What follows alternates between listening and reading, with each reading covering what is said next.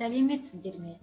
Бүгін математика сабақтарында тиімді кері байланысты ұсыну туралы айтатын боламыз. Біз өзіміз туралы өзгелердің пікірін естігіміз келіп тұрады. Сондықтан да кез келген әрекеттен кейін басқалардан қалай болды, мен сырт көзге қалай болып көріндім, қалай сөйледім деп өзіміз туралы пікірін сұраймыз. Біздің әрекетімізді бақылаған адам өз пікірін айтады, бағасын береді. Оның пікірі өзіміздің оймен сәйкес келуі немесе келмеуі де мүмкін. Алайда сырт пікір бізге білім мен әрекеттерімізді түзету, өзгерту, жақсарту мүмкіндігін береді. Олардың пікірі біз үшін кері байланыс болады. Осылайша өзгелердің өзіміз туралы пікірлері өзімізді тануға, қалыптасуымызға көмектеседі. Кері байланыс қазіргі кезде білім саласындағы өзекті мәселе болып тұр.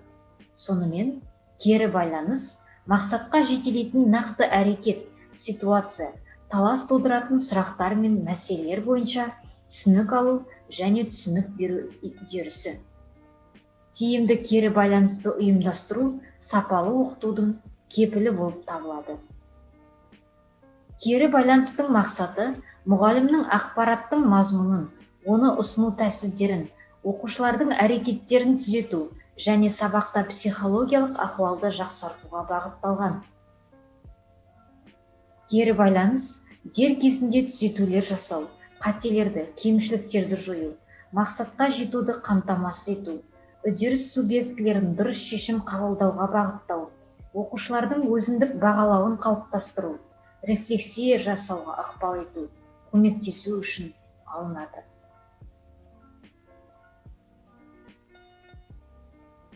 Кері байланыс арқылы кім не алады? Оқушы өзінің оқудағы кемшіліктерін түсінуге көмектесетін мәліметтер мен алға жылжуға нақты нұсқаулар алады. Мұғалім оқытуда жіберілген олқылықтар мен өзінің әрекетіне, қызметіне өзгерістер енгізуге көмектесетін мәліметтер алады.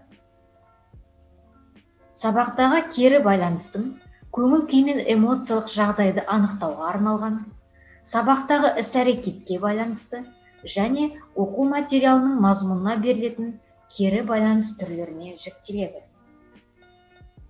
Кері байланыстың түрін, формасын таңдау мұғалімнің құзыретінде. Әрбір оқушы мұғалімнен кері байланыс алғысы келеді. Мұғалімнің алдында бірнеше оқушы бар, ал мұғалім жалғыз. Қалай уақытында кері байланыс беруге болады?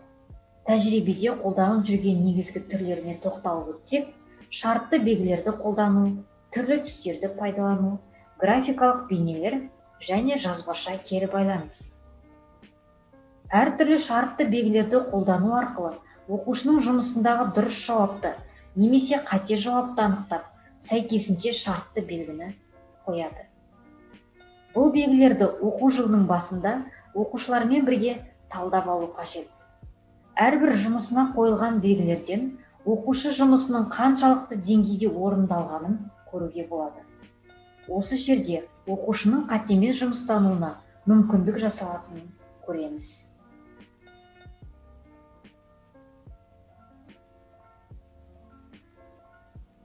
Келесі, әртүрлі түстерді қолдану.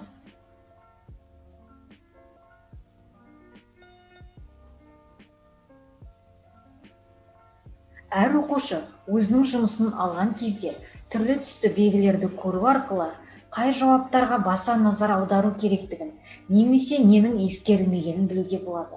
Ол да оқу жылының басында талданып алу қажет.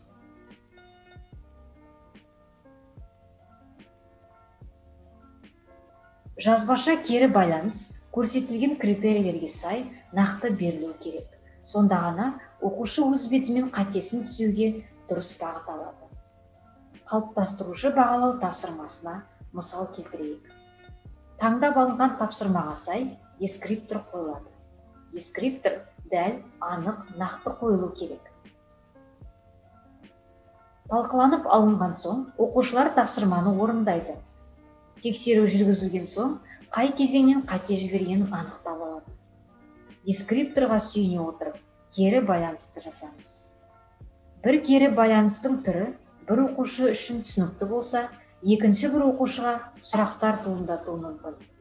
Сондықтан әрбір тапсырмаға немесе әрбір әрекетке бірыңғай кері байланысты қолдана бермей, түрлендіріп отырған тиімді. Кері байланыс мұғалімнен оқушыға, оқушыдан оқушыға, оқушыдан мұғалімге және мұғалімнен мұғалімге беріледі. Сапалы кері байланыс уақытында берілген кері байланыс деп Роберт Гуд айтқандай, оқу кезінде жіберілген кемшіліктер мен қиындықтарды уақытылы анықтап, дер кезінде түзету жұмыстарын жүргізу керек. Назарларыңызға рахмет.